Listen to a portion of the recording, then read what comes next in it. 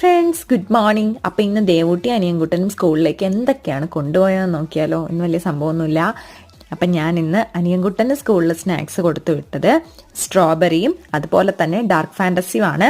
ഇപ്പം സ്ട്രോബെറി ഉള്ളത് കൊണ്ട് അവൻ എന്നും സ്ട്രോബെറിയാണ് കൊണ്ടുപോകുന്നത്. അവന് ഏറ്റവും ഇഷ്ടപ്പെട്ട ഒരു ഫ്രൂട്ട് കൂടിയാണ് കേട്ടോ സ്ട്രോബെറി.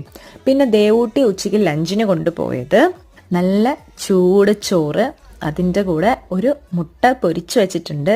അപ്പം ഞാൻ ഈ മുട്ട പൊരിക്കുന്നത് ഇങ്ങനെ പൊരിക്കുന്നത് ദേവൂട്ടിക്ക് ഭയങ്കര ഇഷ്ടമായതുകൊണ്ട് ഞാൻ ഇങ്ങനെയാണ് അതിന് പൊരിച്ചു കൊടുക്കുന്നത്.